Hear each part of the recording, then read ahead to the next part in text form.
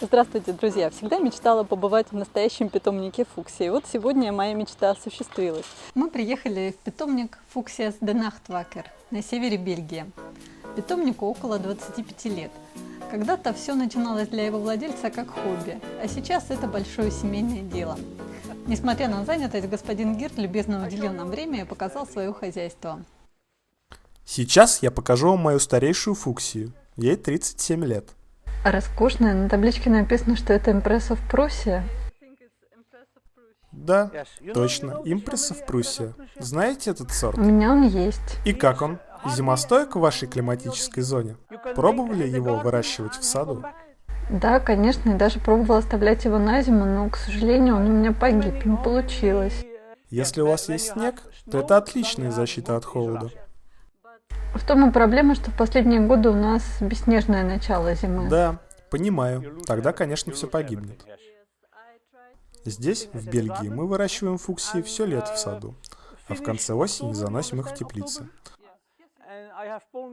У меня сейчас работают поляки. По-польски ноябрь — это листопад. Так вот, заносим их, когда приходит листопад. Обрезаем. Где-то в январе-феврале пересаживаем в новый грунт, и они трогаются в рост. Когда температура устанавливается в районе 10-12 градусов, они начинают давать новые побеги. Вот эти растения помоложе, им где-то по 25-28 лет. Вы держите их в теплице все время? Нет. Обычно в начале мая мы выносим их в сад. Я так понимаю, что эти растения не для продажи. Конечно, нет. Это моя коллекция. Все они как мои дети. Летом они проводят здесь, открывают сад для всеобщего посещения. У них что-то здесь вроде выставки проходит. Сейчас здесь еще не так красиво, но все равно очень здорово. Деревья, зеленые изгороди. Тут у них водоемы искусственные вырыты. В общем, очень здорово. Когда вы размещаете фуксии в саду, то как обычно защищаете их от солнца? Выносливые сорта в защите не нуждаются. Защита требуется обычно сортам с белыми и крупными махровыми цветами. Находим для них место, где есть немного тени. Вообще, у нас здесь не очень высокие температуры. Если у нас плюс 20-25, то мы считаем, что это уже очень хороший теплый день. А если бывает 30, то это уже что-то экстраординарное. Мы просто изнываем от жары. Но таких дней у нас бывает не очень много. Думаю, в России температура летом гораздо выше. Я вижу, у вас здесь очень интересная система полива. А как она работает? Все заведено на компьютер. Вон там он стоит. Небольшие растения получают полив в течение 2 минут. Крупным даю 5-минутный полив. Ну а летом в саду все вручную поливаем. Из шланга. Вот там он лежит, видите? Тут сегодня проходит весенняя ярмарка, горячее время, хозяева ушли обслуживать клиентов, а нас оставили, говорят, нам так приятно, что вы у нас здесь, что, пожалуйста, делайте, что хотите, оставайтесь здесь, сколько хотите. Вот здесь можно посмотреть, как тут все организовано. Фотографии сортов,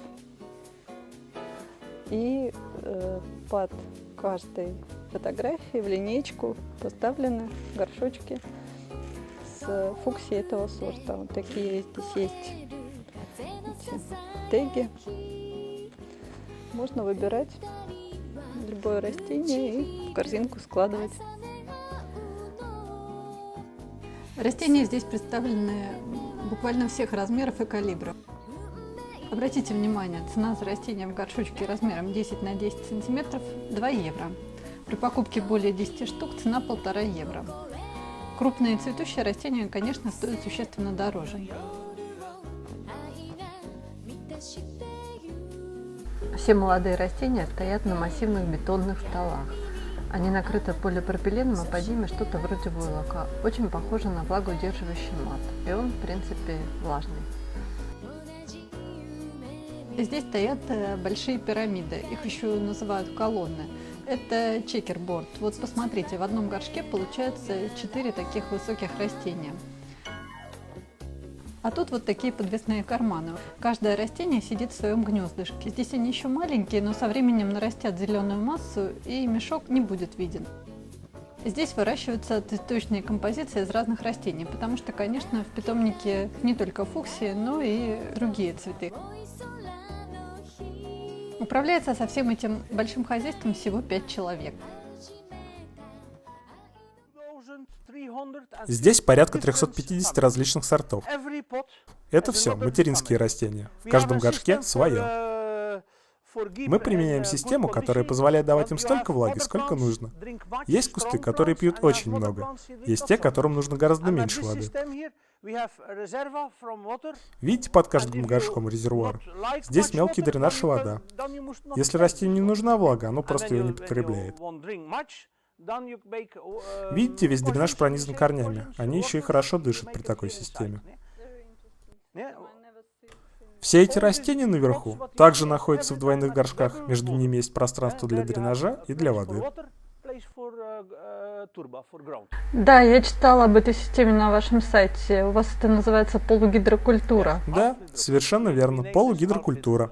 Очень интересно, просто здорово. А сколько всего здесь у вас растений? Честно говоря, я не знаю. У нас 1 гектар теплиц. Это моя работа, и, как вы понимаете, мой день заполнен до отказа. Вот такой интересный и содержательный день мы провели в питомнике Fuchsie de Nachtwaker. Если вы когда-нибудь соберетесь здесь побывать, то до питомника можно добраться на общественном транспорте. На электричке до станции Русаларе, а потом на автобусе 94 до остановки Мурследе Масселес. Актуальная информация о времени работы питомника и его мероприятиях лучше уточнять на сайте. Также всю справочную информацию смотрите в инфобоксе под видео. И на сегодня это все. До встречи в нашем сообществе любителей фуксии и фуксимания.